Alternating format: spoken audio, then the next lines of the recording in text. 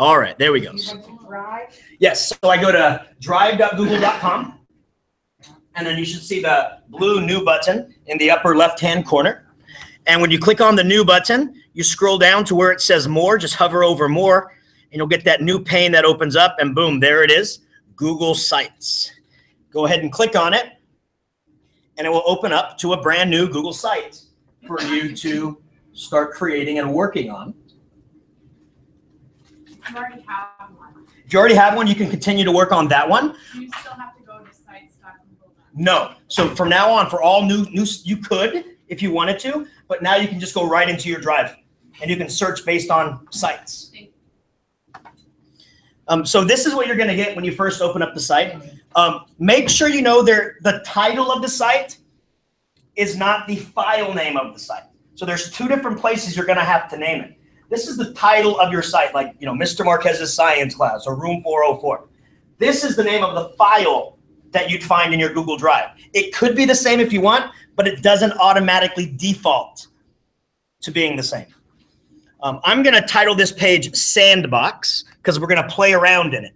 I always recommend you have a website that you can play around, goof around, make mistakes so that it doesn't affect your kids at that moment. I just call it Sandbox. So I'm going to go ahead and type that in. And since this is the New Hampshire Summit, the name of the site, the file name, I'm going to call it NH Summit.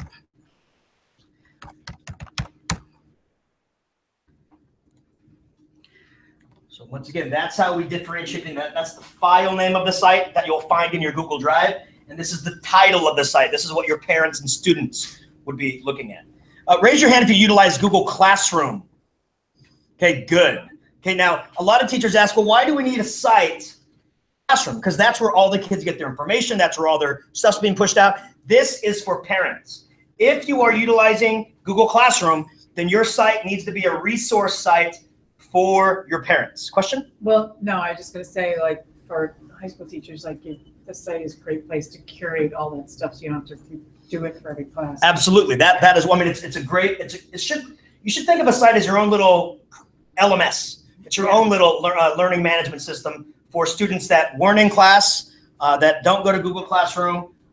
It's just where you're going to kind of drop all your stuff right in here. Now, I have a niece that just transferred into my district. She's a third grader, and she's one of those students that needs extra help. I mean, she's very lackadaisical. She'll forget things, and she'll forget that she has homework. And my sister will ask her, do you have homework? She'll be like, I don't think so. And so my sister can't help her if she says, I don't think so. And then she'll go to school the next day and get detention for not doing her homework. Well, I mean, how can my sister help her out if the teacher doesn't have a website? And in our district, it's mandated you have a website, but this teacher doesn't have one. And I keep reminding the principal, hey, it's mandated teachers have a website. They need to update it at least twice a month. She doesn't even have one listed on your website. I go, she's out of compliance. And he's always like, well, she's a very difficult teacher. So I just leave her so that, you know, it can't happen, right? I mean, once again, it's a selfish reason. I want my niece to succeed, and that communication part needs to be there. So that's why a website is incredibly important in your classroom for that communication with your parents. But I also want to help you out with redundancy. I hate redundancy. I don't like posting an agenda in Google Classroom and then posting what we did in class on my website, and then writing on my board what the agenda is. I hate redundancy. So I want to show you today how you can post something in your Google Classroom and it will automatically post on your website. So limiting redundancy, that's incredibly important as well. In fact, my learning director, which is like a vice principal, she writes me down every time she comes into my class, because in our teacher checkoff list of things you need to be doing, it says you must have an agenda written in your classroom every day. I don't write it on my board. I write it in my Google Classroom, but she doesn't count that as a classroom. And so she marks me down, no agenda, no agenda, no agenda. And I will not write it on the board. I say, mark me down every time, because that's not going to happen. Because the Google Classroom is what the kids look at. Plus, I show her that it automatically posts on my website. I go, how is a teacher who's writing it on the board but not doing these digital means to help out at home, how are they getting full compliance and I don't? She's like, well, that's just the way this world works. And I go, nope, that's not the way it works, because I'm not going to comply. So I just want to show you this. Now, if you've never created a site, you need to jump in this with a plan. You don't want to start creating on the fly because then you will get lost. So I always encourage teachers to kind of make like a little mind map. If you've never seen this tool before, it's called exSITEed. It's an interactive, collaborative whiteboard. So I can share this link with you and we can all work on the same whiteboard together. It's very great for math in class.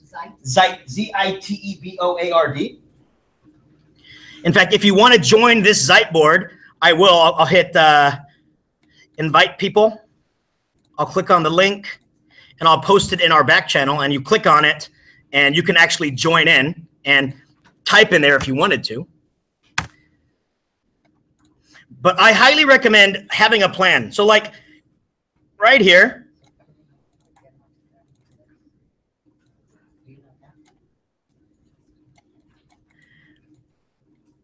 there we go. So Denise joined in. Welcome, Denise.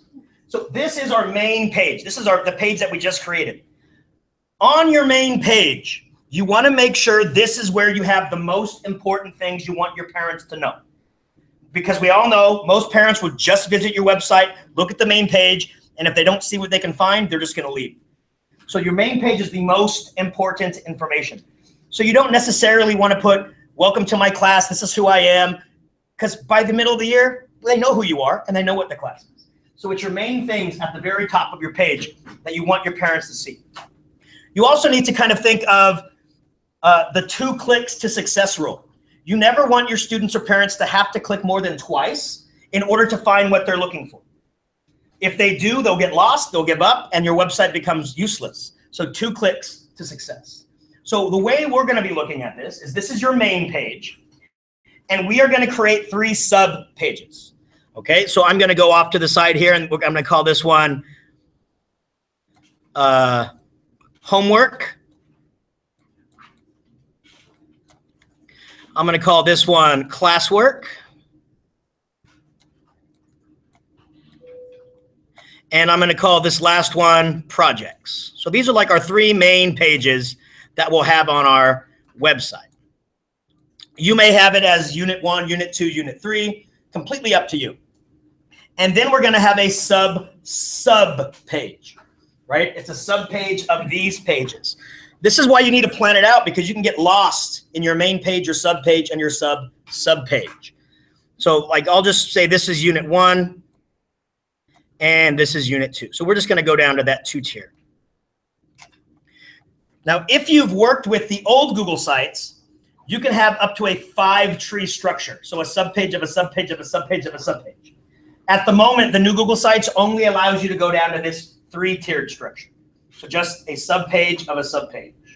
They're going to be adding in a longer tree structure in about 6 months. But for right now, it's just a 2-tiered structure.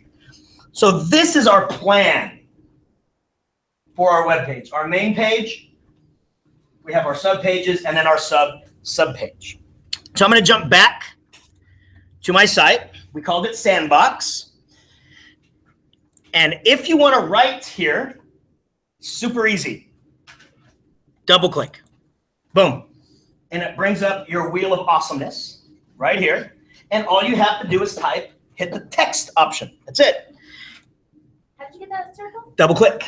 Just double click wherever you want. Brings up the text box. Okay, thank you. And then you just type whatever you want, blah, blah, blah, blah, blah, blah, blah, right there. And the great thing about the new Google Sites is you're not stuck on where you typed. You can move it wherever you want. So if I want to make this shorter, I just move it over and boom, it's shorter. And then I can have now a 2-column website. So now you can have columns right there on your website. Yeah, I mean, the old Google Sites, I mean, you have to know some code in order to do stuff like that. It's horrendous. The old Google Sites as well, if you wanted to put a picture on there, you would have to go to Google Images, search, grab, copy it to your computer, and then upload it, or copy the URL. So it's a long process to bring in an image. Now it's super easy. So right here, we've added text. Now I want to bring in a picture. Okay, so since Campbell High School is the Cougars, I'm going to just go to Google and I'm going to search Cougar.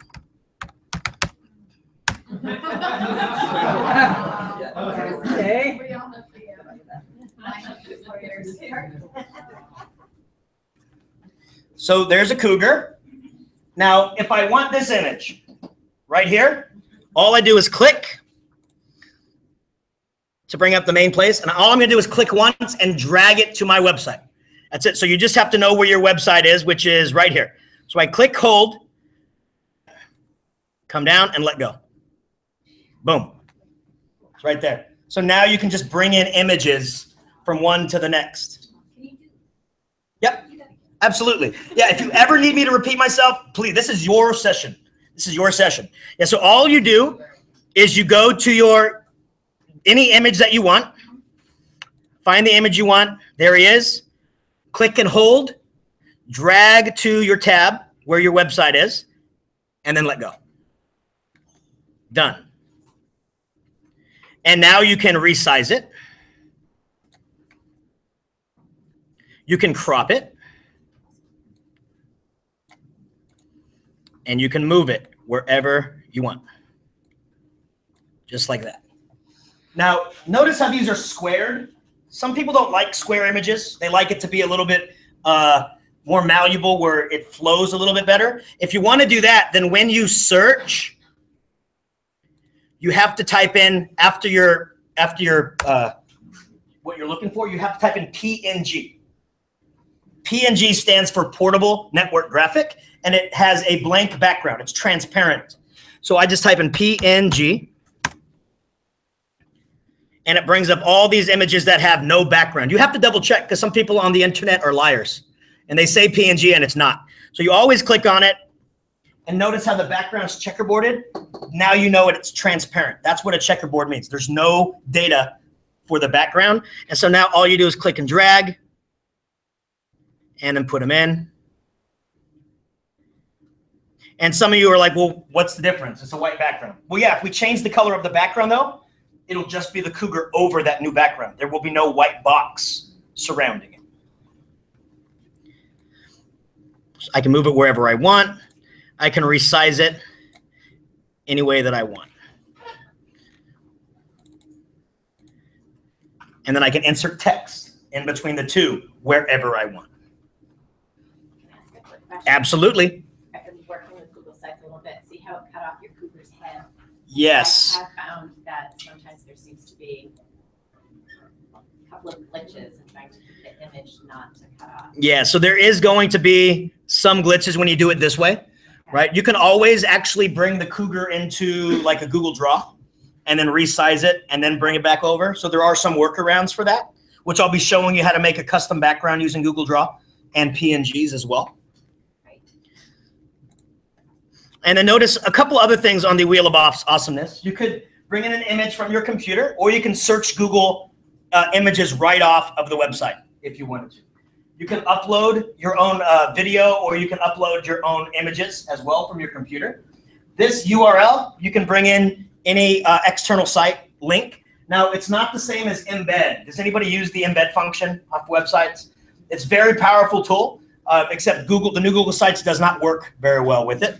In fact, when you try to embed something, it says, we will try. I go, you're Google. There is no try, only do, right? So it doesn't work very well. So they said, once again, in the next 6 months, they're going to be revamping the new Google Sites to be adding in all these other features for us. And then here's the most powerful thing right here, from your drive.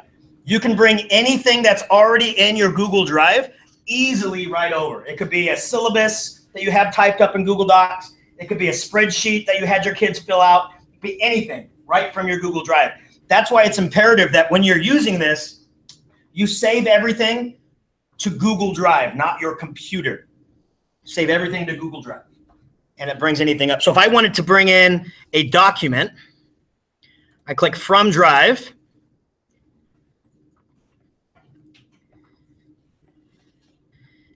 Let's see if I have anything recent.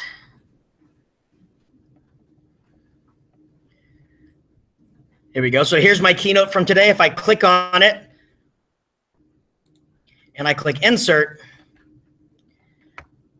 it puts it right in there for you. And the kids can go through the slides right off of the website. It can be a Google Doc, Google Slide, anything Google right here.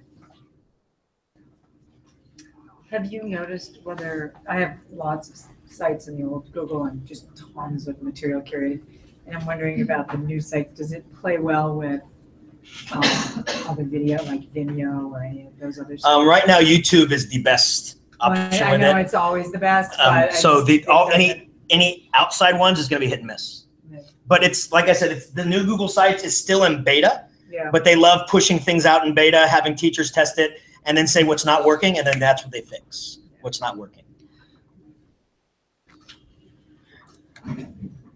Now, another problem that we used to have with the old sites is that we create them on the computer, but what do we normally view our websites on? What do parents normally or students view the websites on? Mobile device, right? Hardly the computer. And then when you look at it on a device, it's all cattywampus. It's all over the place. So the great thing about the new Google Sites is they have the preview button, but you get 3 different previews: computer, tablet, and phone. So if we click on the preview button, we have these 3 options down here. It defaults to computer view. So this is what it will look like on a computer. Then here is tablet view. And then here is phone view. So yeah, so once again, the way that I got here was I clicked on the eyeball, which is the preview button. And then once it brings up the preview, you select down here on how you would like it to be viewed. So now you can move things around to tier it towards a mobile device or towards a tablet device. Now, since you don't know what your parents are going to be using, how do you do it that whatever way they look at it, it comes in? So basically, I utilize it assuming they're going to be looking at it with their phone. Because if you do it with the phone, it'll look great on a computer. It'll still look great on a computer. So phone is your safe, is fallback. Correct. Correct. All right. So this is our main page. Now we want to create our sub pages. And if I can remind you off the Ziteboard, our sub pages are homework, classwork, and projects. Your sub pages can be whatever you want, but I'm just going to use this as our default. So in order to create a page, all I do is I click on pages right here. So it's right next to insert pages, and it already has our home page listed. All I do is click on the plus page right here. So I click plus page. I'm going to name the page homework, and I'm going to hit done. So it automatically makes a subpage for me and titles it homework right there. Now notice it's different than our main page. Our main page looked a little bit bigger, right? It had a little bit bigger. They defaulted to streamlined as the header. If you want to change the header back to the main page, like if you want every page to look the same, then you just hover over your header and click on header type. And you go back to banner, and it will look just like your main page. So you can always change how you want that header to look. I'm just going to go back to title only because my sub pages look a little bit better when they're title only. Now our other 2 sub pages were classwork and project. So I'm just going to click on the page again, type classwork. And notice it doesn't matter what page I'm on when I create a new page. It always defaults it to a sub page. Now notice, look, it already starts adding our tree up here. I don't have to go back in and tell it to create a tree. It automatically creates the links for me. So it's saving us a lot of work. So I'm going to create one more subpage. I'm going to call this projects and click done. I mean, it doesn't matter with that little line going down and then to the left, like that right angle, because those do look like subpage, but if you click on home and then you click on those 3 dots, then it's a different, is that a different type of subpage? Which one? Right here? You click on the house over to the right, the home button. Right here? And those 3 little dots to the right. If you click on create subpage there. It'll create, so I consider these sub pages because this is the main page, but you can create a sub page off the main page if you wanted to. I find that confuses parents quite a bit. So I don't ever create a sub page that's linked to my home page. Okay. Yeah. That's good to know. It's just things that I've found that work best for parents. I mean, you could if you wanted to. So let's say that I want homework for unit 1. So I click. There's 2 different ways you can do it. You can click on the little snowmen, the 3 dots. I call them snowmen. Slider burgers, right? Yeah, exactly. But for me, the easiest way is just keep doing it the same way we've already done it, right? So I'm just going to click plus page. I'm going to call this homework, just HW unit number 1. But look what it does. It created it as a subpage, not as a subpage, right? It created it as a brand new page, and we don't want that. We want it to be linked here. Super easy. All you do is click and hold, drag it up to homework, and let go. Boom. It automatically creates that subpage there. And notice now, look, see where it says homework? It's that little drop-down arrow. Now parents just have to hover over. Boom, homework unit 1. Right? The whole idea, through 2 clicks to success. Now this drop-down tree allows them just to hover, 1 click to success. Same thing with classwork. If I wanted to do classwork, unit number 1, I click done. Creates the new page for me. And I drag it up. Drag it up to classwork. And boom, links it right over for me. Right there. So this is called the horizontal bar right here. Some people like it, some people don't. Some people like the vertical bar. If you want to change it to a vertical bar, you're more than welcome to. All you do is hover over the bar right here and go to your little cogwheel right here. And when you click on it, you go side navigation.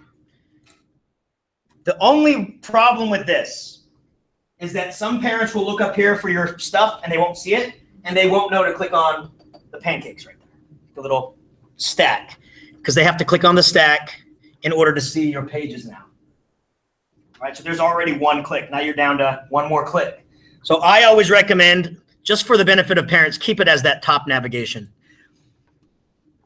It will automatically default it to the sidebar on the phone, though. Notice I have it set to my bar right here, but if I click on preview, notice on the phone view, it automatically only puts that vertical bar for you right there.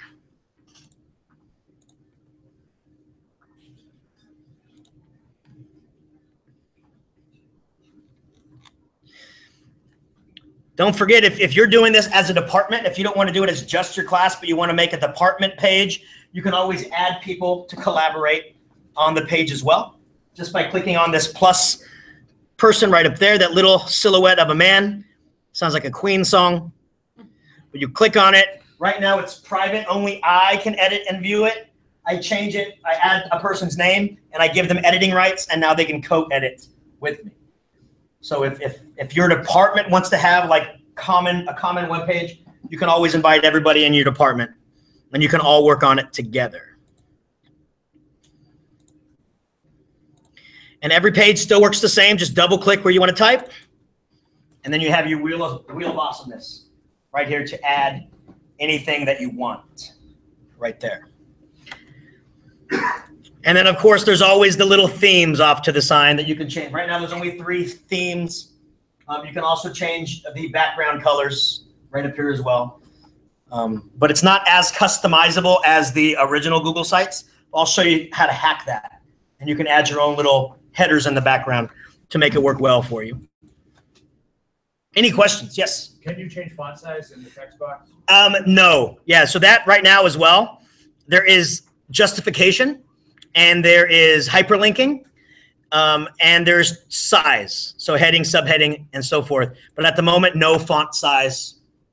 I think there's a hack around it by typing in a Google Doc, changing the font, copy and pasting it over. I believe that will work unless they've changed that. But that's kind of a hack around if you want to try that. So any questions of what we've looked at so far? Okay, so now I want to show you how to link this to your Google Classroom so that you don't have to do the same thing over and over. And this is where you want to make sure that you are utilizing your Google Classroom with the due date feature. And I'll show you why. So I'm going to jump into one of my classrooms.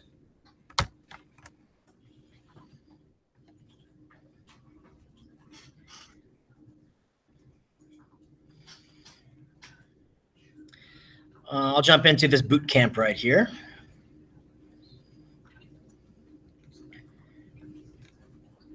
Actually, let me show you an example of my actual students class so I can show you. Period 2.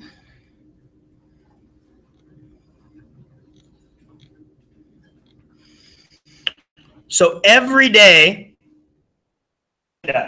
in my Google Classroom, every day. And I even created a topic called agendas. So if any kid is absent, they can click on agendas and see every agenda from the beginning of the school year. But I don't put this in as a notification or an announcement. I put it in as an assignment. And let me tell you why.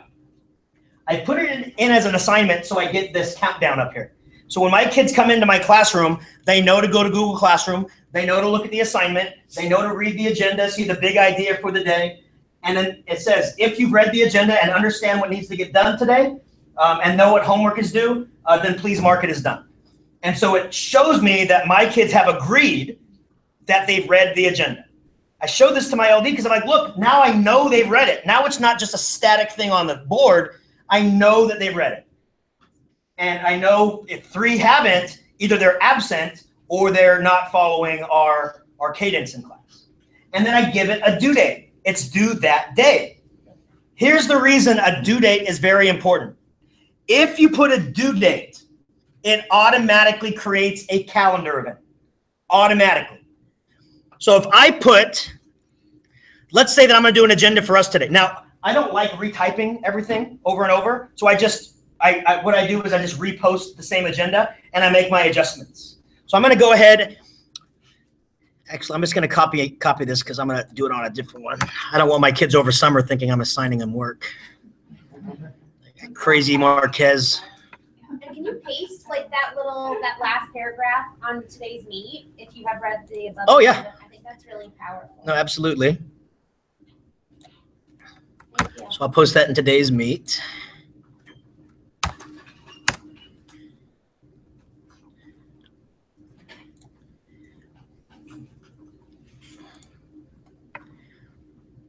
All right, so now I'm going to go into something I know my kids aren't on, which is boot camp. And I'm going to go create an assignment. The title of it is Agenda. And today's date is the 18th, 7/18/2017. And then this is where I would put my instructions. Blah, blah, blah, blah, blah, blah, blah. I have to make sure I put a due date on. Have to. This is what automatically attaches it to our website or to our calendar. So the due date is, today's the 18th.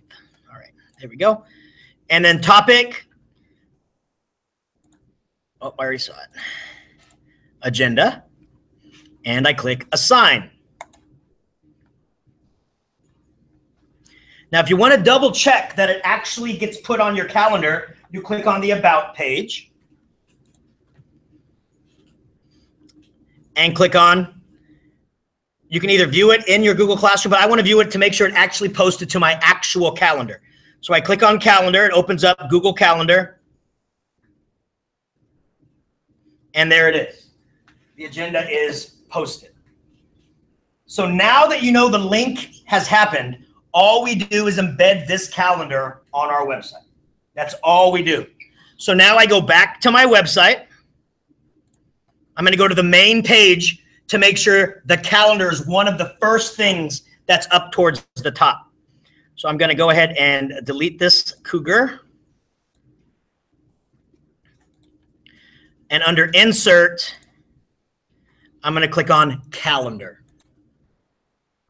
I do wish Google had a little more trust in teachers because that calendar it's so limiting. Like they have to do a workaround. Like with older kids, you just. No, yeah, The Google Calendar I don't use except for this.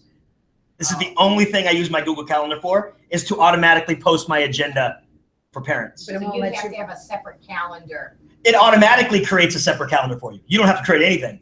It creates it based on your Google Classroom's name. Assignment. You have to assign things. Like you can't. Yes. Coaching Nope. tips or, yeah, you can't do anything. It'll only put something on the calendar if you put a due date on there, which is why I've put in Google Classroom. I 2 cents by saying, please change the name due date to assigned on, and then maybe there's another due date at the end. But change the name due date because it's really just an assigned on date that I want to be posted on my calendar.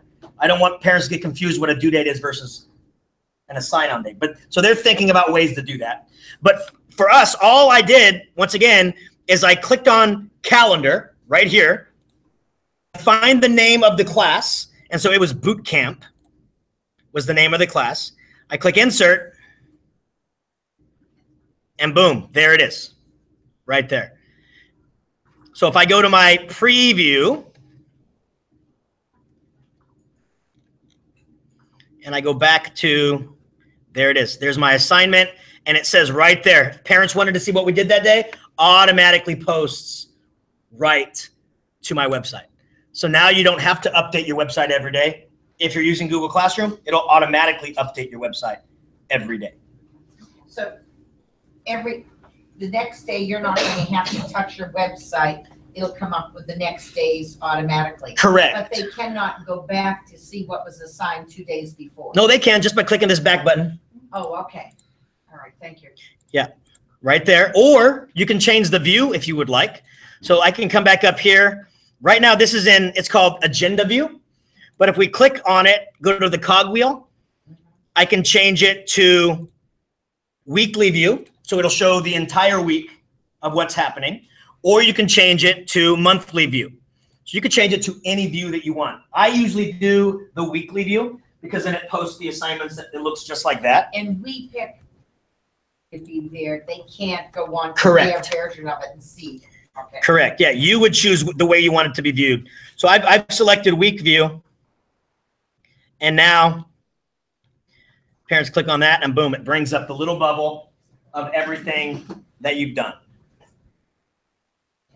Right there. So that's an easy way to limit redundancy in your classroom by using that agenda trick.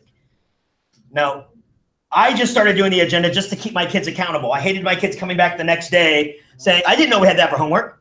You marked the agenda as done, which states at the bottom, you knew you had that homework, right? I'm trying to keep them accountable. And so you can't click on mark as done like you're, signing your way to an Apple contract. I mean, nobody ever reads the 26-page Apple contract. You just go, I want to use my iPhone, accept.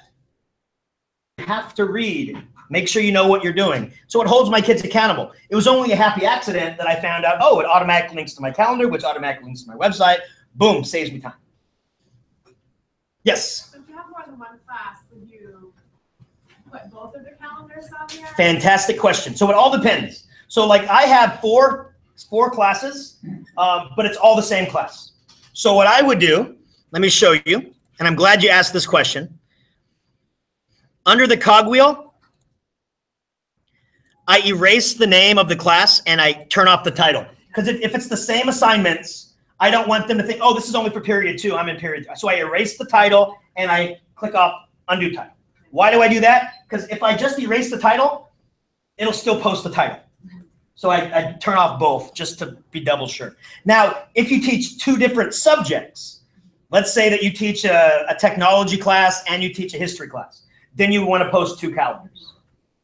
Then you want to do one calendar for your history class and one calendar for your technology class. And then that's what you would title it. So you can only have one website. You can't have a website for each of your different classes. You could if you wanted to. It might take a little bit more work on your end, but you could have a different website for every class that you do.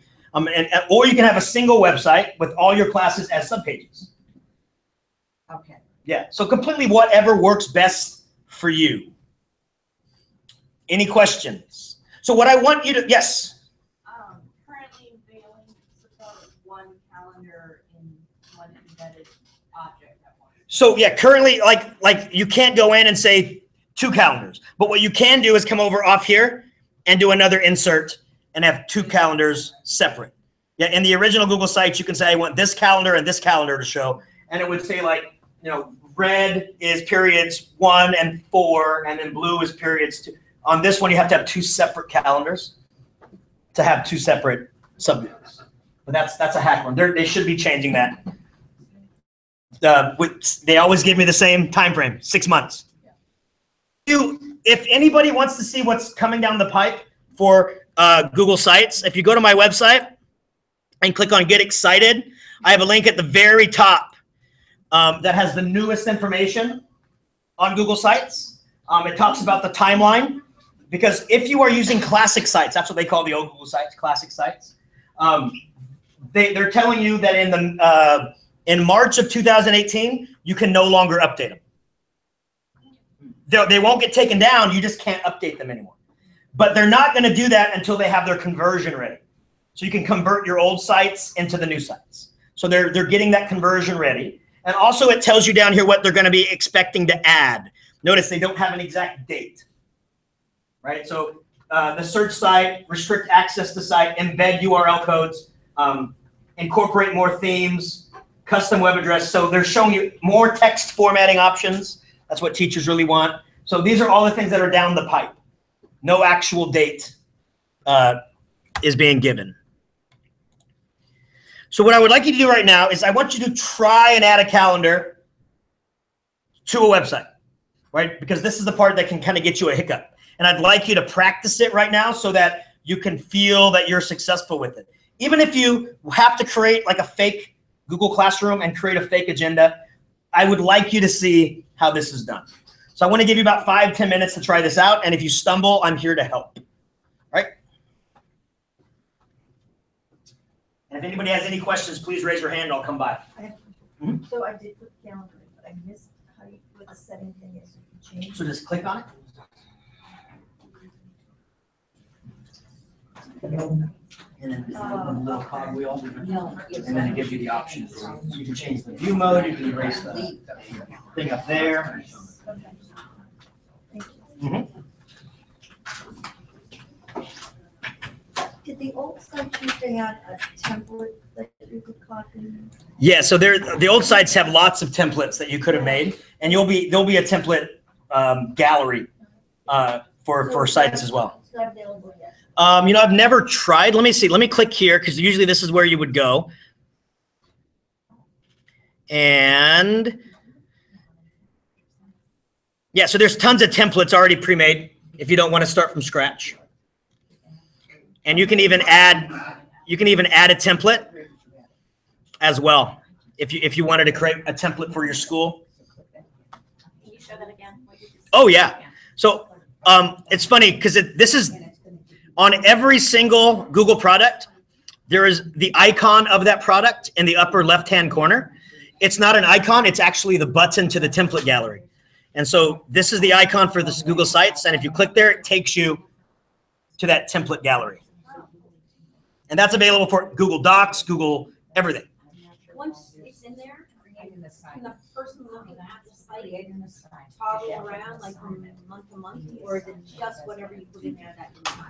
For what are you referring to? Sites. So if you took something from a classroom and put it into sites for calendar, and then can they go from like July to August to look at? Oh yeah, the viewer can go back in weeks. Excellent. Yeah, but it defaults to the week that you're on. Okay, good. Yes, but the user, correct, Okay. correct. Yeah, they can go back as far as they want. All right, so I clicked home and I can see my 4 tiles for the sites I created. Blue with the templates show up. So we click on the little link right there. Yeah. And so up here, owned by anyone, Yeah.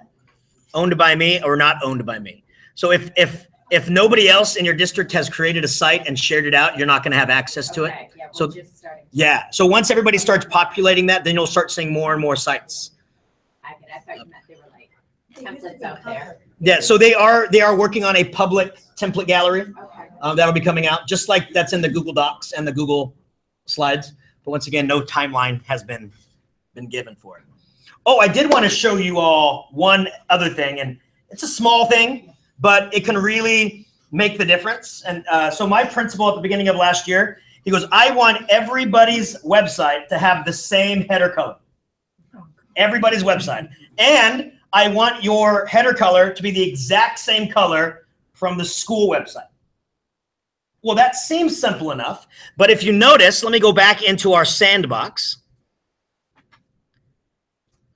Come on, sandbox.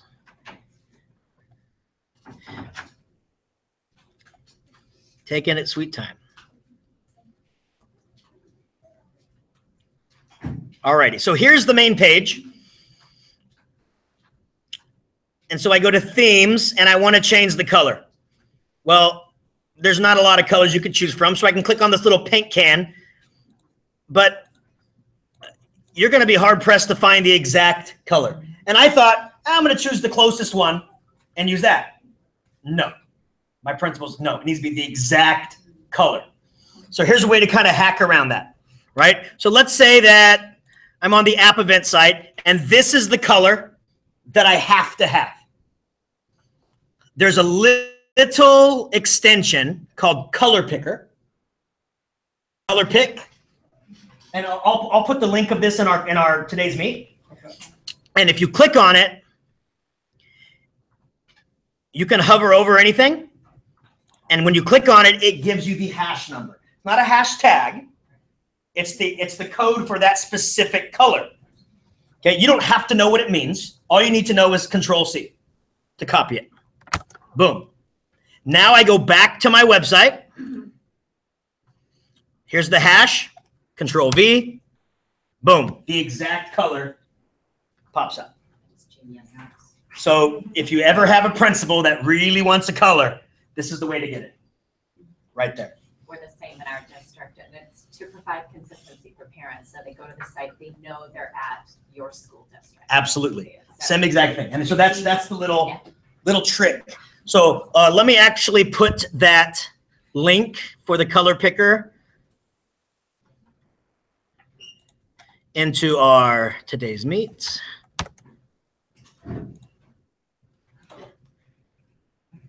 There you go. So that's the exact one that I had. You can click the link. It'll ask you to add it to your browser, and boom, you have it. And the last thing I wanted to show you, because this is where you get to play around, is making a custom header.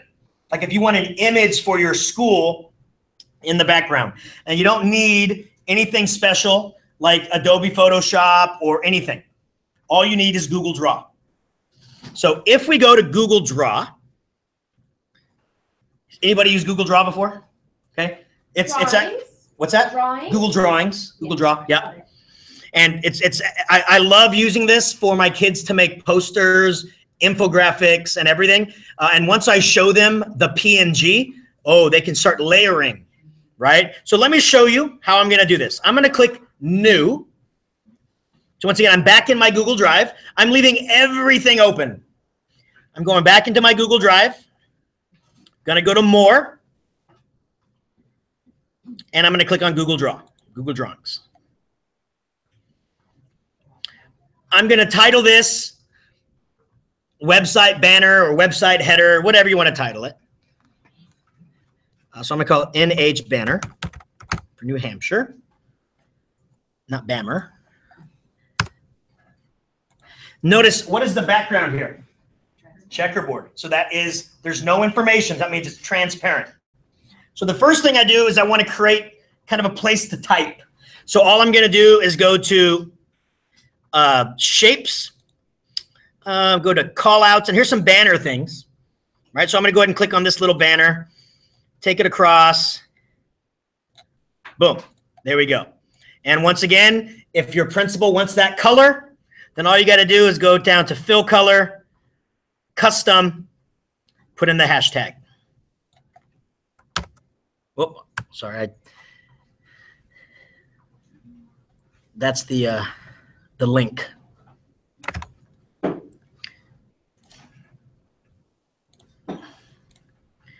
And boom, there's the color that you wanted. Now, if you wanted to, you can just double click in it and start typing. And you can change the font, change whatever. So I'm going to call this Marquez's class.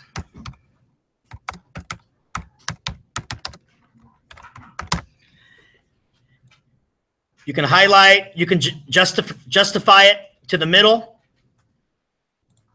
You can justify it to the center. And then you can start changing your size and your font. And then your color.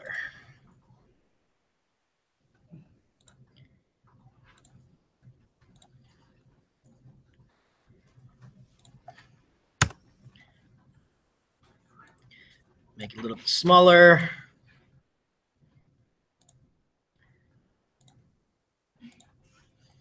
We'll leave it right there. But that's still boring. We want to start bringing some awesome things in. So somebody give me a mascot.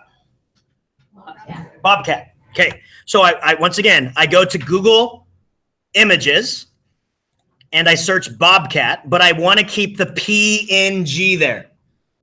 So Bobcat. It'll bring up all these Bobcats that we can see. We don't want the tractor. This one looks neat. Let me click on it and see if there's, oh, perfect. So it's a checkerboard, so it works. So all I do is click and hold, drag it to my banner, and let go.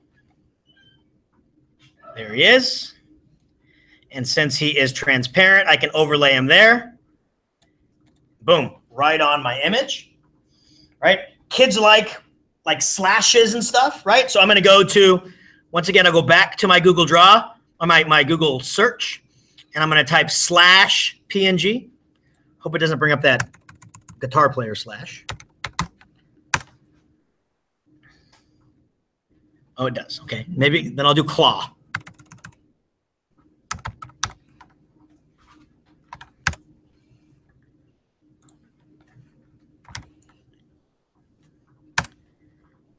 There we go. So there's some claw marks. This one looks neat, so I'll click on it. So that one has a white on it. So that's not a true PNG, so you don't want to use that. If you do use this, let me show you, and you put it over, it's going to create that white background, and you don't want that. So I'll go back. Oh, would you mind doing that one more time? Sure. That clearness. I know a lot of kids have asked for that. Yeah, so just PNG. Claw PNG. PNG. If they type PNG after it, it'll bring up the transparent images. But they have to click on it first to double check. So like I click on it and see it's still white. Okay, so PNG is supposed to make It's supposed to. But some people post the image as a PNG and it's not a PNG. Oh, wow, okay. Yeah. So it's whatever they've titled it. Oh, Right? I didn't know PNG was clear like that. Oh, yeah. Any PNG. So I'll click again. It's that little thing down there means. Hopefully that means it is a PNG because normally PNGs take longer. And now you have that checkerboard. Awesome. So now all I do is click and hold, drag up to the banner, put it over.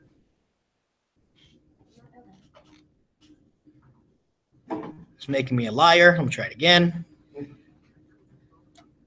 There we go. It's creating the image. Still, it says it, yeah. There we go. And boom, it looks like the super happy Bobcat is slashing through my banner. So this is how you create a custom banner. Now I want to move this as close to the top as possible. So I hit Control-A to grab all of my images, and I'm going to drag it to the corner right there. And I want to take the little bottom down here and surround it as well. The reason I'm doing this is because if I saved it with all of those checkerboards at the bottom, it's saving that as part of your image. And so you'll post this as your banner and you'll have a huge blank space underneath it. So you want to create it like this. Now, I would love to be able to click and drag over to my website. It won't let you do that. You have to save it as a PNG to your device. So I'm going to go to the top and click File, Download as PNG. If you don't save it as a PNG, it will not save the transparent background. It'll automatically put a white background in it. So you'll have some kids, if you want your kids to make a website as their own personal portfolio, and you want them to do this, if they save it as a JPEG, it'll automatically put a white background in. It needs to be saved as a PNG. So I click Save as PNG. Boom, there we go. And as simple as that, I go back to my website, change image.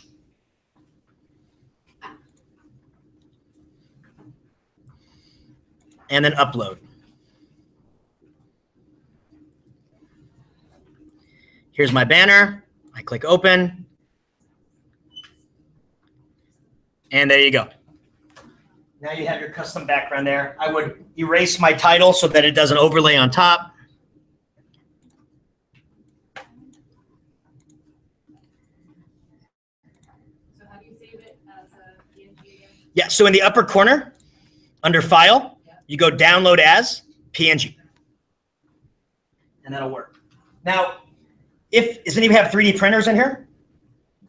If they save it as an SVG, you can convert that to a 3D image, and it'll actually have these pop out where you can 3D print right there. I just got that grant, so I ordered 3 3D printers, right? And so I figured if I'm going to write a grant, I'm going to go all out. So I got like MakerBots and this and that, all the filaments I can possibly imagine, and I got them. So we're going to be doing custom stuff, and we'll vote on the best one, and the best one gets to be printed. But this is a way right here. Oh, and then by the way, down here at the bottom, adjusting for readability. See how it darkens it in the background? Because it's assuming you want the title to be right here. So I turn that off. It's right down here in the corner. It's these little sparkles. I turn that off because I want the background to be the main focus. And because it automatically puts my title right there. So I turn that off and boom. Now I have this on my website. Yes? Change the color. It wasn't pink before, right?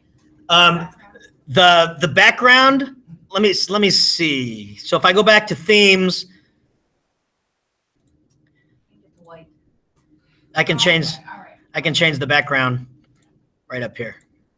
So that hash color, it was probably more of a pink than a red when I put it on with this red. But you could change the background to whatever you want to make the banner pop a little bit more.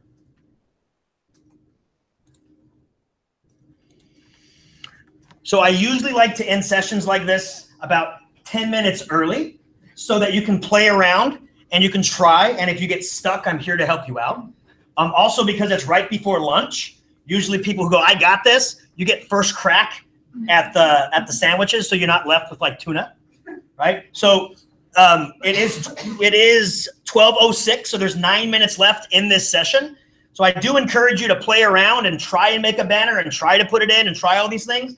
But if you're like, I got this, I'm good to go, then please go down and get yourself the best sandwich you can so that you're not left with the leftovers. And by the way, everything that we've done, again, has been recorded step by step. So I'm going to be posting this on my blog under that Get exSITEed. I'm going to do it right now so that if you ever want to go back and relive the memories, you can go ahead and do that. Fast forward to what you need to go back over. So I'm going to go back in here and go to my Google Hangout, stop